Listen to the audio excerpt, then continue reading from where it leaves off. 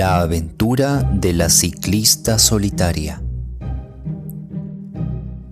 Entre los años 1894 y 1901, ambos incluidos, Sherlock Holmes se mantuvo muy activo. Podría decirse que durante estos 8 años no hubo caso público de cierta dificultad en el que no se le consultase, y fueron cientos los casos privados, algunos de ellos los más complicados y extraordinarios en los que desempeñó un papel destacado. Muchos éxitos sorprendentes y unos pocos fracasos inevitables fueron el resultado de este largo periodo de continuo trabajo. Dado que he conservado notas muy completas de todos estos casos y que intervine personalmente en muchos de ellos, podrán imaginar que no resulta fácil decidir cuáles debería seleccionar para presentarlos al público. No obstante, me atendré a mi antigua norma, dando preferencia a aquellos casos cuyo interés no se basa tanto en la brutalidad del crimen como en el ingenio y las cualidades dramáticas de la solución. Por esta razón, me decido a exponer al lector los hechos referentes a la señorita Violet Smith, la ciclista solitaria de Charlington, y el curioso curso que tomaron nuestras investigaciones, que culminaron en una tragedia inesperada. Es cierto que las circunstancias no se prestaron a ninguna exhibición deslumbrante de las facultades que hicieron famoso a mi amigo, pero el caso presentaba algunos detalles que lo hacen destacar de los abundantes archivos del delito de los que saco el material para estas pequeñas narraciones. Consultando mi libro de notas del año 1895, compruebo que la primera vez que oímos hablar de la señorita Violet Smith fue el sábado 23 de abril. Recuerdo que su visita incomodó muchísimo a Holmes, que en aquel momento se encontraba inmerso en un abstracto y complicadísimo problema referente a la misteriosa persecución de que era objeto John Bison Harden, el célebre magnate del tabaco. Mi amigo, que valoraba la precisión y concentración del pensamiento por encima de todas las cosas, no soportaba que nada distrajera su atención del asunto que se traía entre manos. Sin embargo, so pena de incurrir en grosería, lo cual no hubiera sido propio de él, resultaba imposible negarse a escuchar la historia de aquella mujer joven y guapa, alta, simpática y distinguida, que se presentó en Baker Street a última hora de la tarde, solicitando su ayuda y consejo. De nada sirvió insistir en que se encontraba completamente ocupado, ya que la joven había venido absolutamente decidida a contar su historia, y resultaba evidente que solo por la fuerza podríamos sacarla de la habitación antes de que lo hubiera hecho. Con expresión resignada y una cierta sonrisa de fastidio, Holmes rogó a la bella intrusa que tomara asiento y nos informara de aquello que tanto la preocupaba. «Al menos sabemos que no se trata de su salud», dijo, clavando en ella sus penetrantes ojos. «Una ciclista tan entusiasta debe estar rebosante de energía». La joven, sorprendida, se miró los pies, y yo pude observar la ligera rosadura producida en un lado de la suela por la fricción con el borde del pedal. «Sí, señor Holmes, monto mucho en bicicleta, y eso tiene algo que ver con esta visita que le hago». Mi amigo tomó la mano sin guante de la joven y la examinó con tanta atención y tan poco sentimiento como un científico examinando una muestra. «Estoy seguro de que me perdonará. Es mi oficio», dijo al soltarla. «Casi cometo el error de suponer que escribió usted a máquina, pero se nota con toda claridad que toca un instrumento musical. ¿Se ha fijado, Watson, en que el aplastamiento de las puntas de los dedos es común a ambas profesiones? Sin embargo, el rostro expresa una espiritualidad». Al decir esto, la hizo volverse hacia la luz, que la máquina de escribir no genera. Esta señorita se dedica a la música. «Sí, señor Holmes, soy profesora de música». «En el campo. Deduzco del color de su piel». «Sí, señor, cerca de Farnham, en los límites de Surrey». «Una zona preciosa, llena de recuerdos interesantes. ¿Se acuerda usted, Watson, que fue cerca de allí donde agarramos a Archie Stamford, el falsificador?» «Y bien, señorita Violet, ¿qué es lo que le ha ocurrido cerca de Farnham, en los límites de Surrey?» Con gran claridad y presencia de ánimo, la joven inició el siguiente y curioso relato. Mi padre murió, señor Holmes. Se llamaba James Smith y dirigía la orquesta del antiguo Teatro Imperial. Mi madre y yo quedamos sin ningún pariente en el mundo, con excepción de un tío llamado Ralph Smith, que se marchó a África hace 25 años, sin que desde entonces hayamos sabido una palabra de él. Cuando murió mi padre, quedamos en la pobreza, pero un día nos dijeron que había salido un anuncio en el Times interesándose por nuestro paradero. Ya podrá imaginarse lo emocionadas que estábamos, pensando que alguien nos había legado una fortuna. Acudimos de inmediato al abogado cuyo nombre figuraba en el anuncio, y allí nos presentaron a dos caballeros, el señor Carruthers y el señor Woodley, que habían llegado de Sudáfrica. Dijeron que eran amigos de mi tío, el cual había fallecido pocos meses antes en Johannesburgo, en la más absoluta pobreza, y que con su último aliento les había pedido que localizasen a sus familiares y se asegurasen de que nada les faltara. Nos pareció muy raro que el tío Ralph, que jamás se preocupó de nosotros en vida, se mostrase tan atento al morir. Pero el señor Carruthers nos explicó que la razón era que mi tío acababa de enterarse de la muerte de su hermano y se sentía responsable de nosotras. «Perdone», dijo Holmes, «¿cuándo tuvo lugar esta entrevista?» «En diciembre, hace 4 meses». «Continúe, por favor». El señor Woodley me pareció una persona despreciable. Todo el tiempo se lo pasó haciéndome guiños. Es un joven sin modales, con el rostro hinchado, un bigote pelirrojo y el pelo repeinado a los lados de la frente. Me resultó absolutamente odioso, y estoy segura de que a Cyril no le gustaría nada que yo me tratase con semejante individuo. «Oh, así que él se llama Cyril», dijo Holmes sonriendo. La joven se sonrojó y se echó a reír. «Sí, señor Holmes, Cyril Morton, ingeniero electrónico. Esperamos casarnos a finales de verano. Cielo santo, ¿cómo hemos llegado a hablar de él?» Lo que quería decir es que el señor Woodley me pareció absolutamente odioso, pero el señor Carruthers, que era mucho mayor, resultaba más agradable. Era un hombre moreno, cetrino, bien afeitado y muy callado, pero tenía buenos modales y una sonrisa simpática. Preguntó por nuestra situación económica y al enterarse de lo pobres que éramos, me propuso ir a su casa para darle clases de música a su hija de 10 años. Yo dije que no me gustaba la idea de dejar sola a mi madre, y él respondió que podía ir a visitarla los fines de semana, y me ofreció 100 libras al año, que desde luego es un salario espléndido. Así que acabé por aceptar y me trasladé a Chiltern Grange, a unas 6 millas de Farnham. El señor Carruthers es viudo, pero tiene contratada una ama de llaves, una anciana respetable que se llama señora Dixon, para que cuide de la casa. La niña es un encanto, y todo prometía ir bien. El señor Carruthers era muy amable y muy aficionado a la música, y pasamos juntos veladas muy agradables. Cada fin de semana yo volvía a Londres para visitar a mi madre. La primera grieta en mi felicidad fue la llegada del señor Woodley y su bigote rojo. Vino para pasar una semana y le aseguro que a mí me parecieron 3 meses. Es un tipo horrible. Se portaba como un matón con todo el mundo, pero conmigo era algo infinitamente peor. Me hacía la corte de la manera más odiosa. Presumía de su riqueza, me decía que si me casaba con él tendría los mejores diamantes de todo Londres, y por último, viendo que no quería saber nada de él, un día, después de comer, me sujetó entre sus brazos.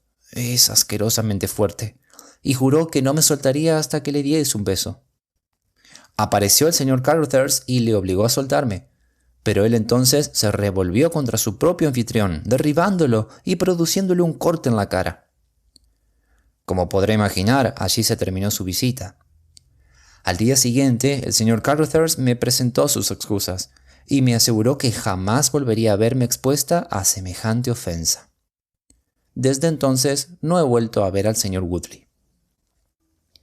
Y ahora, señor Holmes, llegamos por fin al extraño suceso que me ha hecho venir hoy a solicitar su ayuda. Debe usted saber que todos los sábados por la mañana voy en bicicleta hasta la estación de Fareham para tomar el tren de las 2:22 a Londres. El camino desde Chiltern Grange es bastante solitario, sobre todo en un trecho de algo más de 1 milla que pasa entre los descampados de Charlington Heath y los bosques que rodean la mansión de Charlington Hall. Sería difícil encontrar un tramo de carretera más solitario que ese. Es rarísimo cruzarse con un carro o con un campesino hasta que se sale a la carretera que pasa cerca de Croxbury Hill. Hace 2 semanas iba yo por ese tramo cuando, al volver la cabeza por casualidad, vi que a unos 200 metros detrás de mí venía un hombre, también en bicicleta. Parecía un hombre de edad madura, con barba corta y negra. Miré de nuevo hacia atrás antes de llegar a Fareham, pero el hombre había desaparecido y no volví a pensar en él. Pero ¿puede usted imaginarse mi sorpresa, señor Holmes, cuando al regresar el lunes lo vi de nuevo en el mismo tramo de carretera? Mi asombro fue en aumento cuando el incidente se repitió, exactamente igual que la primera vez, el sábado y el lunes siguientes. El hombre mantenía siempre la distancia y no me molestó en modo alguno, pero aquello seguía pareciéndome muy raro. Se lo comenté al señor Carruthers, que pareció interesado, y me dijo que había encargado un coche de caballos, de manera que en el futuro no tendría que recorrer sin compañía esos caminos solitarios. El coche y el caballo tendrían que haber llegado esta semana, pero por alguna razón se retrasó la entrega y otra vez tuve que hacer en bicicleta el trayecto a la estación. Esto ha sido esta misma mañana. Como podrá suponer, estuve muy atenta al llegar a Charlington Heath y, en efecto, allí estaba el hombre, exactamente igual que las 2 semanas anteriores. Se mantiene siempre a tanta distancia de mí que no puedo verle la cara con claridad, pero estoy segura de que no lo conozco. Va vestido de oscuro, con una gorra de paño. Lo único que he podido distinguir bien es su barba negra. Yo no estaba asustada, pero sí muy intrigada, así que decidí averiguar quién era y qué pretendía. Aminoré la marcha, pero él también lo hizo. Entonces me detuve, y él se detuvo también. Decidí tenderle una trampa. Al llegar a una curva muy pronunciada, la doblé a toda velocidad y luego me paré a esperar. Suponía que él tomaría la curva tan rápido que me pasaría antes de poder detenerse. Pero el caso es que no apareció. Volví hacia atrás y miré al otro lado de la curva. Se veía 1 milla de carretera, pero él no daba rastro. Y lo más extraño del caso es que no existe allí ninguna desviación por la que hubiera podido marcharse. Holmes soltó una risita y se frotó las manos. Desde luego, el caso presenta algunos aspectos originales, dijo. ¿Cuánto tiempo transcurrió desde que usted dobló la curva hasta que descubrió que no había nadie en la carretera? 2 o 3 minutos. Entonces no pudo haber retrocedido por donde vino, y dice usted que no hay desviaciones. Ninguna. Tuvo que meterse por algún sendero, a un lado o a otro. No pudo ser por el descampado, porque lo habría visto. En tal caso, por el procedimiento de exclusión, tenemos que suponer que se dirigió hacia Charlington Hall, que, según tengo entendido, es una mansión con terrenos propios, situada a un lado de la carretera. ¿Algo más? Nada, señor Holmes, excepto que me quedé tan perpleja que sentí que no quedaría satisfecha hasta haberle visto a usted y recibido sus consejos. Holmes permaneció callado durante un rato. ¿Dónde trabaja el caballero con el que usted va a casarse? Trabaja en la compañía eléctrica Midland en Coventry. ¿No se le habrá ocurrido darle una sorpresa? Oh, señor Holmes, ¿cree que yo no lo iba a reconocer? ¿Ha tenido usted otros admiradores? Tuve varios antes de conocer a Cyril. ¿Y después? Bueno, está ese horrible Woodley, si es que a eso se le puede llamar un admirador. ¿Y nadie más? nuestra bella cliente pareció un poco confusa. «¿Quién es él?», insistió Holmes. «Bueno, quizás sean puras figuraciones mías, pero a veces me ha dado la impresión de que mi patrón, el señor Carruthers, está muy interesado en mí. Pasamos bastante tiempo juntos. Yo le acompaño al piano por las tardes. Nunca ha dicho nada, es un perfecto caballero, pero las chicas siempre nos damos cuenta». «Ajá». Holmes parecía serio. «¿Y de qué vive este señor?». «Es rico». «¿Y no tiene coches ni caballos?». «Bueno, por lo menos tiene una posición bastante acomodada, pero viene a Londres 2 o 3 veces por semana. Le interesan mucho las acciones de minas de oro sudafricanas». «Señorita Smith, le ruego que me mantenga informado de cualquier nuevo giro de los acontecimientos. Por el momento me encuentro muy ocupado, pero encontraré tiempo para hacer algunas averiguaciones sobre su caso. Mientras tanto, no dé ningún paso sin hacérmelo saber. Hasta la vista, y espero que no recibamos de usted más que buenas noticias». «El que a una chica como esa la siga alguien forma parte del orden establecido de la naturaleza», dijo Holmes, dando chupadas a su pipa de meditación. «Pero no precisamente en bicicleta y por solitarios caminos rurales. Sin duda alguna se trata de algún enamorado secreto, pero el caso presenta algunos detalles curiosos y sugerentes, Watson».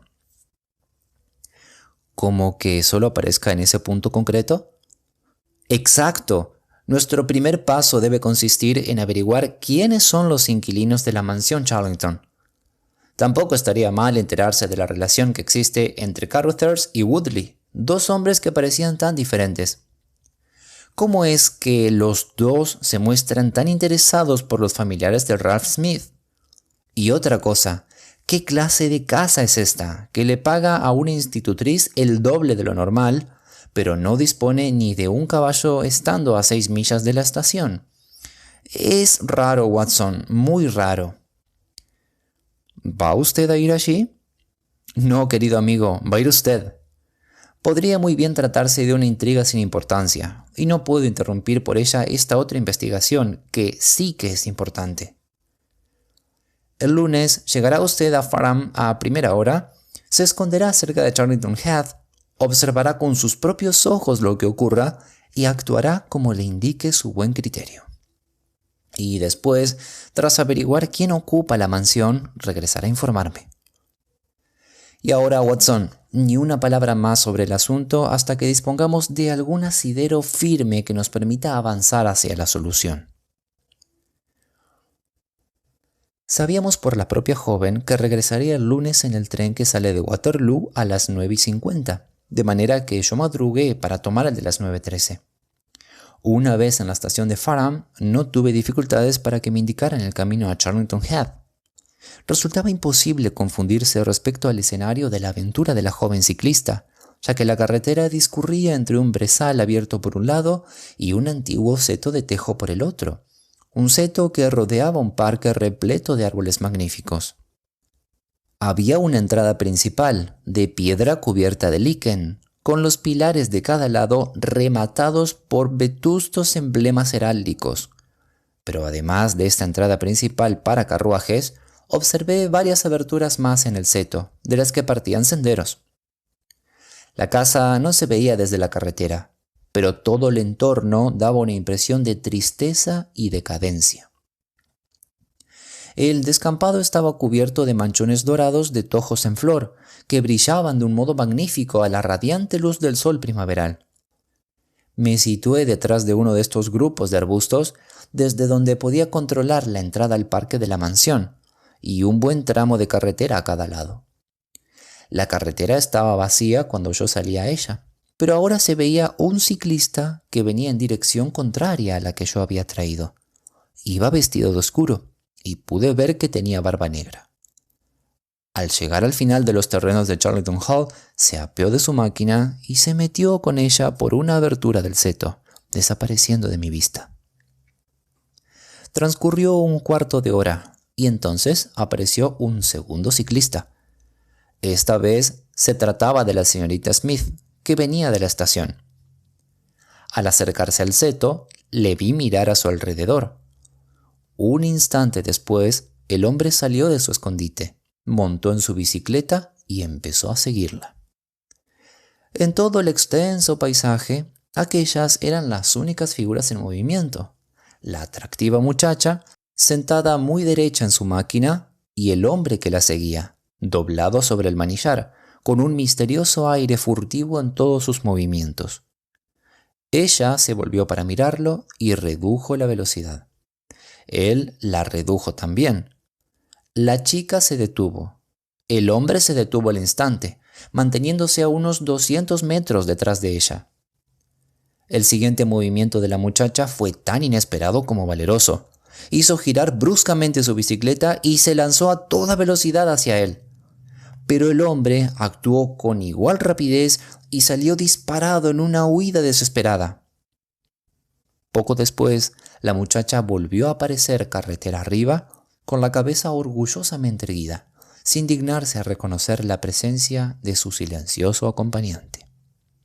También él había dado la vuelta y siguió manteniendo la distancia hasta que la curva de la carretera los ocultó de mi vista. No me moví de mi escondite, e hice muy bien, porque al poco rato reapareció el hombre pedaleando despacio. Se metió por la entrada a la mansión y desmontó de su bicicleta. Tenía las manos alzadas y parecía estar arreglándose la corbata. Luego montó de nuevo en la bicicleta y se alejó por el camino que llevaba a la mansión. Yo atravesé corriendo el brezal y atisbé entre los árboles. Pude ver a lo lejos algunos retazos del antiguo edificio gris, con sus erguidas chimeneas Tudor. Pero el camino atravesaba una zona muy frondosa y no volví a ver a mi hombre. Sin embargo, me pareció que había aprovechado bastante bien la mañana y regresé a Farnham muy animado. El agente local de la propiedad no pudo darme ninguna información acerca de Charlton Hall y me remitió a una conocida firma de Pall Mall. Pasé por ella al regresar a Londres y fui recibido por un representante muy educado. No podían alquilarme Charlton Hall para el verano. Llegaba un poco tarde. La habían alquilado hacía aproximadamente un mes. El inquilino era un tal señor Williamson, un caballero mayor y respetable. El atento agente lamentaba no poder decirme más, ya que no estaba autorizado a comentar los asuntos de sus clientes. Sherlock Holmes escuchó con atención el largo informe que le presenté aquella misma tarde, pero que no consiguió arrancarle las breves palabras de elogio que yo había esperado y que tanto habría apreciado. Por el contrario, su rostro austero adoptó una expresión más severa que de costumbre al comentar todo lo que yo había hecho y dejado de hacer. Su escondite, querido Watson, estuvo muy mal elegido. Debió usted esconderse detrás del seto. De ese modo habría podido ver de cerca a ese personaje tan interesante. En cambio, se situó usted a varios cientos de metros de distancia y me trae aún menos información que la señorita Smith. Ella cree no conocer al hombre. Yo estoy convencido de que lo conoce. De lo contrario, ¿por qué iba a poner tanto empeño en que ella no se le acerque lo suficiente como para verle la cara? Usted lo describe doblado sobre el manillar. Más ocultamiento, como puede ver. La verdad es que lo ha hecho usted fatal. El tipo vuelve a casa y usted quiere averiguar quién es, y no se le ocurre más que acudir a una agencia de Londres. ¿Qué tendría que haber hecho?, pregunté algo irritado. Entrar en el bar más cercano. Ese es el centro de todos los cotilleos del pueblo. Allí le habrían dado todos los nombres, desde el del propietario hasta el de la última fregona. Williamson. Eso no me dice nada. Si se trata de un anciano, entonces no puede ser él el activo ciclista que escapa a toda velocidad de la atlética joven que le persigue. ¿Qué hemos sacado en limpio de su expedición? Solo que la chica decía la verdad. Eso yo nunca lo dudé. Que existe una relación entre el ciclista y la mansión. Tampoco tenía dudas sobre eso. Que el inquilino de la mansión se llama Williamson. ¿Qué adelantamos con eso? Vamos, querido amigo, no ponga esa cara. Poco más podemos hacer hasta el próximo sábado, y mientras tanto quizás yo pueda averiguar una o dos cosas más. A la mañana siguiente llegó una carta de la señorita Smith relatando en términos breves y precisos los hechos que yo había presenciado. Pero la amiga de la carta estaba en la postdata. Estoy segura, señor Holmes, de que respetará usted la confidencia que voy a hacerle. Mi situación se ha vuelto incómoda debido a que mi patrón me ha pedido que me case con él. Estoy convencida de que sus sentimientos son sinceros y completamente honrados, pero por supuesto yo ya estoy comprometida. Se tomó muy a pecho mi negativa, pero se mostró muy amable. No obstante, lo comprenderá. La situación es un poco tensa. Parece que nuestra joven amiga está metida en un buen lío, dijo Holmes pensativo al acabar la carta. La verdad es que el caso presenta más aspectos interesantes y más posibilidades de lo que yo suponía al principio. No me sentaría nada mal pasar un día tranquilo y apacible en el campo, y estoy por acercarme allí esta tarde para poner a prueba una o dos teorías que se me han ocurrido. El tranquilo día de campo de Holmes tuvo un desenlace inesperado, ya que llegó a Baker Street bastante tarde, con un labio partido y un chichón amoratado en la frente, además de presentar un aspecto general tan desastrado que su persona habría despertado las justificadas sospechas de Scotland Yard. Se había divertido muchísimo con sus aventuras y se reía alegremente al relatarlas. «Hago tan poco ejercicio que siempre resulta gratificante», dijo. «Como sabe, poseo ciertos conocimientos del noble y antiguo deporte británico del boxeo. De cuando en cuando resultan útiles. Hoy, por ejemplo, lo habría pasado bochornosamente mal de no ser por ellos». Le rogué que me contara lo que había sucedido. Localicé ese bar de pueblo que le había recomendado visitar, y allí inicié mis discretas averiguaciones. Me instalé en la barra y el charlatán del propietario me fue dando toda la información que deseaba. Williamson es un hombre de barba blanca que vive solo en la mansión, con unos pocos sirvientes. Corre el rumor de que es o ha sido clérigo, pero uno o dos incidentes ocurridos durante su breve estancia en la mansión me parecieron muy poco eclesiásticos. He hecho ya algunas indagaciones en su agencia eclesiástica y allí me han dicho que existió un clérigo con ese apellido, que tuvo una carrera particularmente turbulenta. Además, el tabernero me dijo que a la mansión solían acudir visitas de fin de semana. Gente de pasta, según él, y en especial cierto caballero con bigote rojo apellidado Woodley, que estaba siempre por allí. Hasta aquí habíamos llegado cuando, ¿quién dirá que vino a entrometerse? Pues el propio caballero en cuestión, que estaba bebiendo una cerveza allí mismo y había escuchado toda la conversación. ¿Quién era yo? ¿Qué quería? ¿A qué venían tantas preguntas?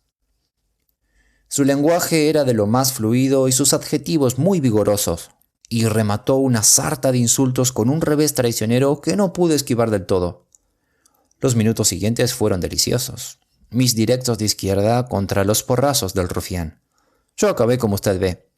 Al señor Woodley se lo llevaron en un carro.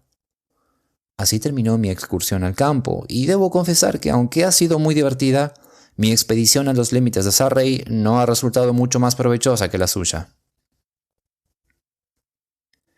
El jueves nos llegó otra carta de nuestra cliente. Señor Holmes, no creo que le sorprenda saber que voy a dejar mi empleo en casa del señor Carruthers. Ni siquiera un sueldo tan alto puede compensarme de lo incómodo de mi situación. El sábado iré a Londres y no tengo intención de regresar. El señor Carruthers ha comprado un cochecito, de manera que los peligros de la carretera solitaria, si es que alguna vez existieron, han desaparecido. En cuanto al motivo concreto del que me vaya, no se trata solo de la tensa situación con que el señor Carruthers, sino que además ha vuelto a aparecer ese odioso señor Woodley. Siempre fue repugnante, pero ahora está más feo que nunca, porque parece que ha tenido un accidente y está todo desfigurado. Lo he visto por la ventana, pero gracias a Dios aún no he coincidido con él. Tuvo una larga conversación con el señor Carruthers, que después de eso parecía muy excitado.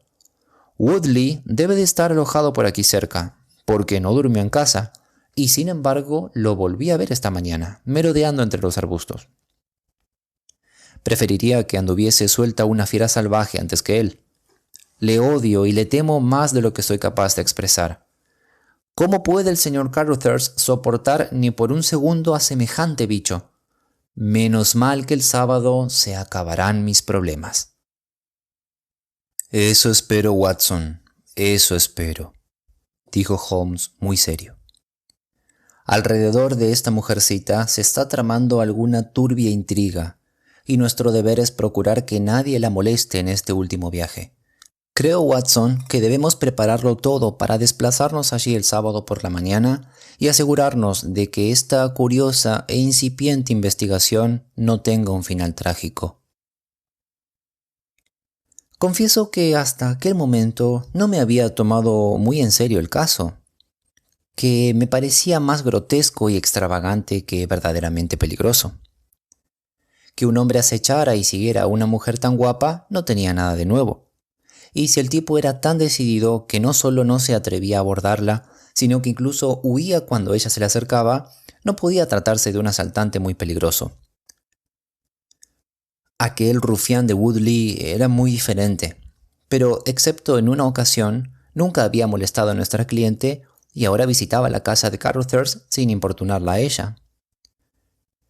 El hombre de la bicicleta tenía que ser uno de los que visitaban la mansión los fines de semana, como había dicho el tabernero, aunque seguíamos sin saber quién era y qué pretendía. Sin embargo, la actitud grave de Holmes y el hecho de que al salir de nuestras habitaciones se metiera un revólver en el bolsillo, me hizo pensar por primera vez en la posibilidad de que detrás de aquella curiosa cadena de sucesos acechase la tragedia. Después de una noche de lluvia amaneció un día espléndido, y los campos cubiertos de brezo y salpicados de vistosos matorrales de tojo en flor parecían aún más hermosos a unos ojos hastiados de los pardos sombríos y el gris pizarra de Londres. Holmes y yo avanzábamos por la ancha y arenosa carretera, aspirando el aire fresco de la mañana y disfrutando del canto de los pájaros y la suave brisa primaveral. Desde una altura del camino en la ladera de la colina Croxbury pudimos divisar la sombría mansión, sobresaliendo entre los añosos robles que, aun siendo muy viejos, eran más jóvenes que el edificio que rodeaban. Holmes señaló el largo tramo de carretera que formaba una franja rojo-amarillenta entre el color pardo del brezal y el verde primaveral del bosque. A lo lejos se veía un punto negro que resultó ser un vehículo que avanzaba hacia nosotros. Holmes soltó una exclamación de impaciencia. «Yo había calculado un margen de media hora», dijo, «pero si aquel es su carricoche, es que debe de haber decidido tomar un tren anterior. Me temo, Watson, que va a pasar por Charlington antes de que podamos encontrarnos con ella». Desde el momento en que dejamos la elevación, perdimos la vista del vehículo, pero avanzamos a un paso tan rápido que mi vida sedentaria empezó a hacerse sentir y me fui quedando rezagado. Holmes, sin embargo, se mantenía siempre en forma, porque disponía de reservas inagotadas de energía nerviosa a las que recurrir. Ni por un momento aminoró su paso elástico hasta que, de pronto, cuando ya iba a unos 100 metros por delante de mí, se detuvo y le vi levantar el brazo con un gesto de dolor y desesperación. En aquel mismo momento, por la curva de la carretera, apareció un carricoche vacío, con el caballo al trote y las riendas colgando, que se acercó rápidamente a nosotros. «Demasiado tarde, Watson, demasiado tarde», exclamó Holmes mientras yo corría resoplando hacia él. «¡Qué idiota he sido no pensar en el tren anterior! Secuestro, Watson, secuestro, asesinato, Dios sabe qué. Ciérrele el paso y para el caballo». «Muy bien, ahora monte y veremos si puedo remediar las consecuencias de mi estupidez». Subimos los dos al coche y Holmes hizo que el caballo diera la vuelta, dio un trayazo con el látigo y salimos volando carretera adelante. Al doblar la curva, quedó visible todo el tramo de carretera que discurría entre el brezal y la mansión. Yo agarré a Holmes del brazo. «¡Allí está el hombre!», jadeé. Un ciclista solitario venía hacia nosotros. Traía la cabeza agachada y los hombros encorvados y pedaleaba con todas sus fuerzas. Volaba como un corredor de carreras. De pronto levantó el rostro barbudo, nos vio cerca de él y frenó, saltando a continuación de su máquina. La barba, negra como el carbón, contrastaba de manera extraña con la palidez de su rostro, y los ojos le brillaban como si tuviera fiebre. Se quedó mirándonos a nosotros y al carruaje, y en su rostro se formó una expresión de asombro. «¿Qué es esto? ¡Alto ahí!», gritó, cerrándonos el paso con su bicicleta. «¿De dónde han sacado este coche?». «¡Pare usted!», vociferó, sacando una pistola del bolsillo. «¡Pare, le digo, o por San Jorge que le meto un tiro al caballo!». Holmes arrojó las riendas sobre mis rodillas y saltó del coche. «Usted es el hombre al que queríamos ver. ¿Dónde está la señorita Violet Smith?», dijo con su característica rapidez y claridad. «Eso mismo le pregunto yo. Viene usted en su coche y tiene que saber dónde está».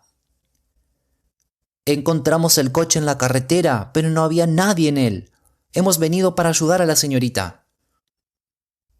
Dios mío, ¿qué voy a hacer?», exclamó el desconocido, frenético de angustia. «La han atrapado. Ese Woodley y el cura renegado. Venga usted, venga, si de verdad es su amigo, ayúdeme y la salvaremos, aunque tenga que dejar mi pellejo en el bosque de Charlington». Corrió como un loco, pistola en mano, hacia una abertura en el seto. Holmes le siguió y yo seguí a Holmes, dejando al caballo pastando junto a la carretera. «Se han metido por aquí», dijo Holmes, señalando las huellas de varios pies en el sendero embarrado. «¡Caramba! Quietos un momento. Hay alguien caído en los matorrales». Se trataba de un joven de unos 17 años, vestido como mozo de cuadras, con pantalones y polainas de cuero. Yacía caído de espaldas, con las rodillas dobladas y una terrible brecha en la cabeza. Estaba sin sentido, pero vivo. Me bastó una mirada a la herida para saber que no había penetrado en el hueso. «Es Peter, el lacayo», exclamó el desconocido. «Él conducía el coche. Esos salvajes le han hecho bajar y lo han golpeado. Dejémoslo aquí, no podemos hacer nada por él, pero a ella aún podemos salvarla de lo peor que le puede ocurrir a una mujer». Corrimos frenéticamente por el sendero que serpenteaba entre los árboles. Habíamos llegado a los arbustos que rodeaban la casa cuando Holmes se detuvo en seco. «No han ido a la casa. Sus pisadas van hacia la izquierda. Allí, junto a los laureles. Ah, lo que yo decía». Mientras él hablaba, del verde macizo de arbustos que teníamos delante, surgió un alarido de mujer. Un alarido que vibraba con un paroxismo de horror y que se cortó de golpe en la nota más aguda con un gemido de ahogo. Por aquí! Está en la pista de bolos», gritó el desconocido, lanzándose de cabeza entre los arbustos. «¡Perros cobardes! Síganme, caballeros. Demasiado tarde». Habíamos salido de pronto a un precioso claro cubierto de césped y rodeado de viejos árboles. En el punto más alejado, a la sombra de un corpulento roble, había un curioso grupo de 3 personas. Una era una mujer, nuestra cliente, amordazada con un pañuelo y con aspecto de estar a punto de desmayarse. Frente a ella se erguía un hombre joven de aspecto brutal, rostro macizo y bigote pelirrojo, con las piernas bien abiertas y enfundadas en polainas. Tenía en brazos de enjarras y con el otro hacía ondear una fusta. Su actitud era la de un fanfarrón en un momento de triunfo. Entre los dos había un hombre mayor, con barba blanca, que vestía un sobrepelliz corta sobre un traje claro de lana y que al parecer acababa de celebrar un rito nupcial, ya que al aparecer nosotros se guardó en el bolsillo el libro de oraciones y felicitó jovialmente al siniestro novio con una palmada en el hombro. «Se han casado», balbucí. «¡Vamos! ¡Vamos!», exclamó nuestro guía. Atravesó corriendo el claro, con Holmes y yo pisándole los talones. Al acercarnos, la joven se tambaleó y tuvo que apoyarse en el tronco del árbol. Williamson, el ex sacerdote, nos saludó con una reverencia burlona y el fanfarrón de Woodley nos salió al paso con una brutal carcajada de júbilo. «Ya puedes quitarte esa barba, Bob», dijo. «Se te conoce perfectamente. Pues bien, tú y tus amigos llegáis justo a tiempo para que os presente a la señora Woodley». La respuesta de nuestro guía fue sorprendente. Se arrancó la barba negra que le servía de disfraz y la tiró al suelo, dejando al descubierto un rostro alargado, cetrino y bien afeitado. A continuación, levantó su revólver y apuntó al joven rufián, que avanzaba hacia él blandiendo su peligrosa fusta. «Sí», dijo nuestro aliado, «soy Bob Carruthers y pienso defender a esta mujer aunque me ahorquen por ello. Ya te advertí lo que haría si volvías a molestarla, y por Dios que cumpliré mi promesa». «Llegas tarde. Es mi esposa». «No, es tu viuda». El revólver detonó y vi brotar la sangre de la pechera del chaleco de Woodley. Giró sobre sus pies con un gemido y cayó de espaldas, mientras su rostro odioso y enrojecido adquiría de repente una terrible palidez. El anciano, que todavía vestía su sobrepelliz, estalló en una sarta de blasfemias como no he oído jamás, y sacó también un revólver, pero antes de que pudiera levantarlo se encontró frente a los ojos el cañón del arma de Holmes. «Se acabó», dijo mi amigo fríamente. «Tire esa pistola. Recójala, Watson, y apúntele a la cabeza. Gracias. Usted, Carruthers, deme ese revólver. Ya está bien de violencia. Vamos, entréguemelo». «Pero, ¿quién es usted?» «Me llamo Sherlock Holmes». «Santo Dios». «Veo que ha oído hablar de mí. Hasta que llegue la policía yo actuaré en representación suya». Muchacho», le gritó al asustado lacayo, que acaba de aparecer en el borde del claro. «Ven aquí. Lleva esta nota a Farham lo más deprisa que puedas».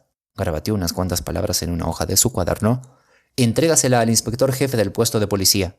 Y mientras él llega, todos ustedes quedan bajo mi custodia personal». La personalidad fuerte y arrolladora de Holmes dominaba la trágica escena, y todos por igual éramos como marionetas en sus manos. Williamson y Carruthers cargaron con el herido Woodley para meterlo en la casa, y yo ofrecí mi brazo a la asustada muchacha. Tendieron al herido en una cama y a petición de Holmes lo examiné. Presenté mi informe en el antiguo comedor adornado con tapices, donde Holmes se había instalado con sus 2 prisioneros delante. «Vivirá», dije.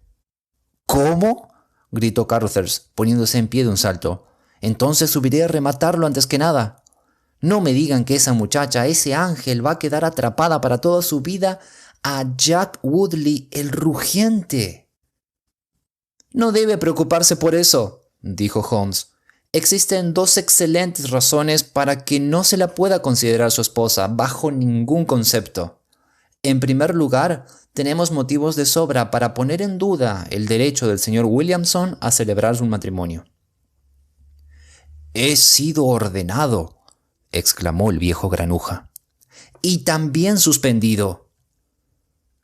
«Cuando uno es sacerdote para siempre». «No lo veo yo así. ¿Y qué hay de la licencia?» «Sacamos una licencia de matrimonio. La tengo en el bolsillo». «La conseguiría con engaños, pero en cualquier caso, un matrimonio forzado no tiene validez. En cambio, constituye un delito muy grave que comprobará usted antes de que esto termine. O mucho me equivoco, o tendrá tiempo de sobra para reflexionar sobre el tema durante los próximos 10 años, más o menos.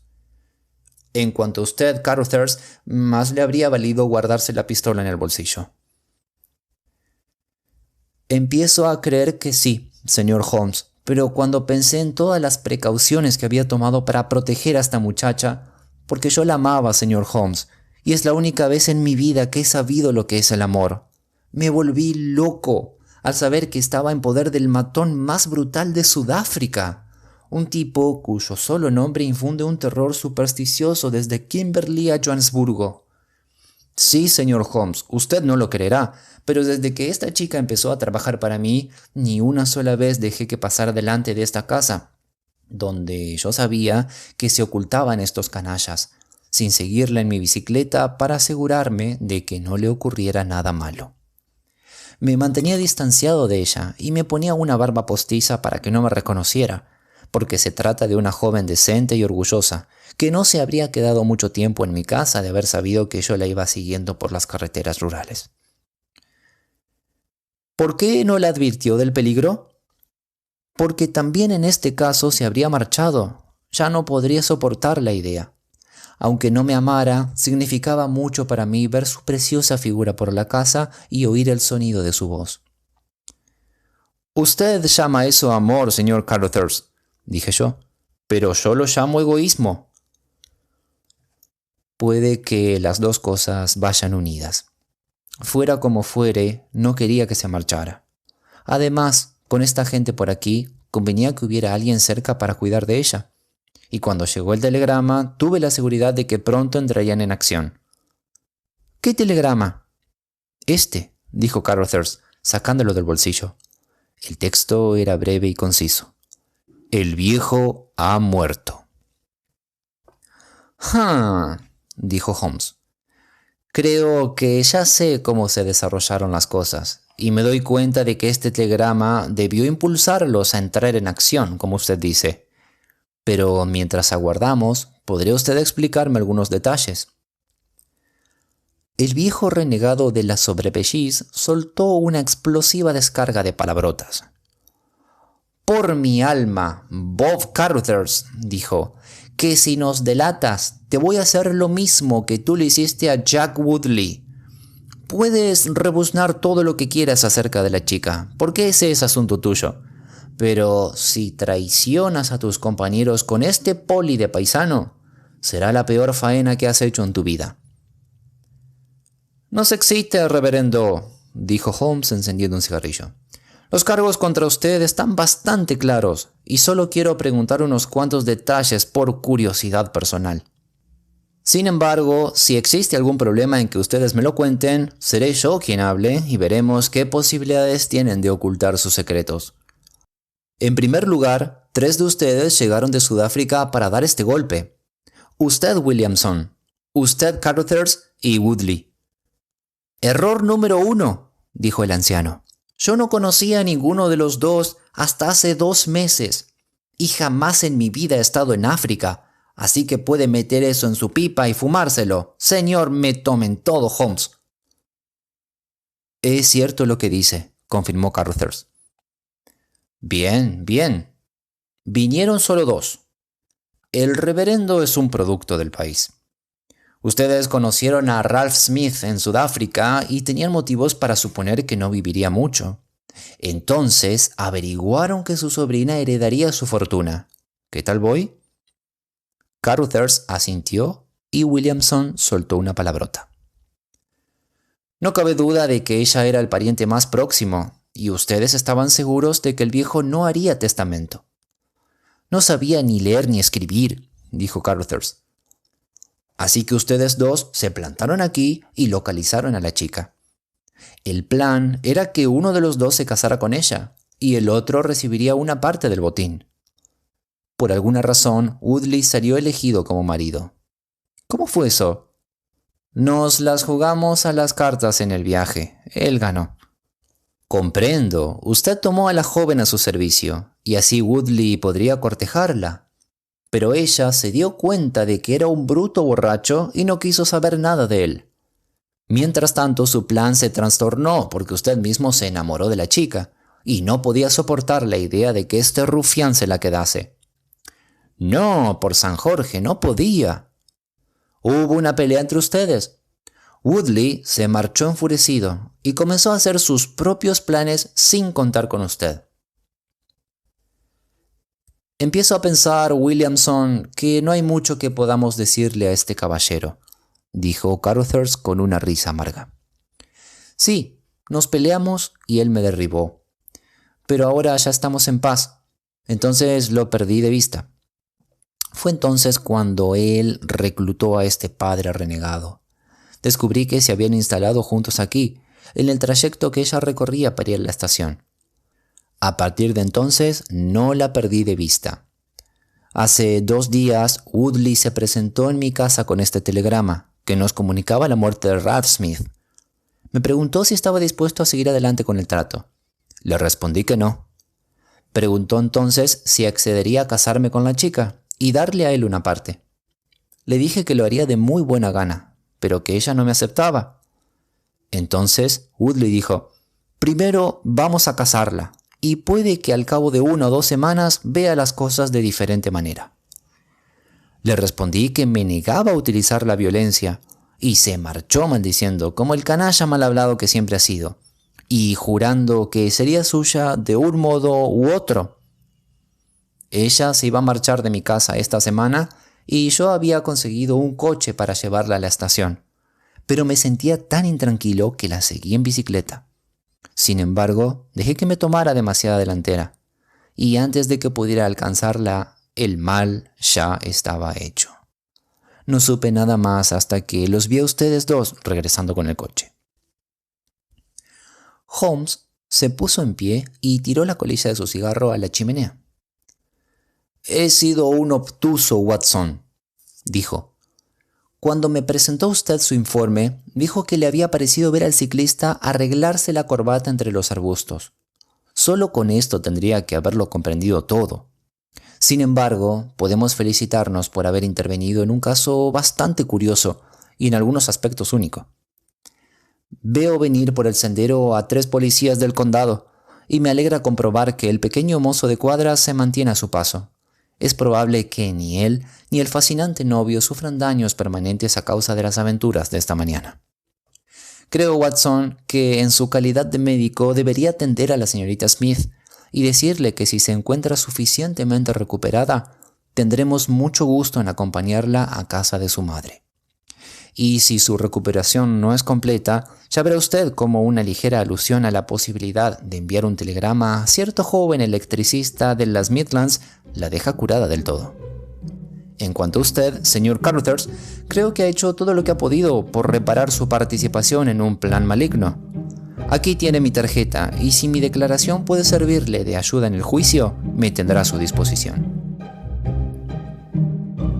El lector probablemente habrá observado que, sumido en el torbellino de nuestra incesante actividad, suele resultarme difícil redondear mis relatos añadiendo esos detalles finales que tanto aprecian los curiosos. Cada caso ha servido de preludio a otro, y una vez pasada la crisis, los actores desaparecen para siempre de nuestras ajetreadas vidas. Sin embargo, al final de los manuscritos referentes a este caso, he encontrado una breve anotación que confirma que la señorita Violet Smith heredó una gran fortuna y que actualmente es la esposa de Cyril Morton, socio principal de Morton & Kennedy, conocidos electricistas de Westminster. Williamson y Woodley fueron procesados por secuestro y agresión. Al primero le cayeron 7 años y al segundo 10. No consta ningún dato acerca de Carruthers, pero estoy seguro de que el tribunal no juzgaría con mucha severidad su agresión, teniendo en cuenta que Woodley tenía reputación de ser un maleante peligrosísimo, y creo que con unos meses bastaría para satisfacer las exigencias de la justicia.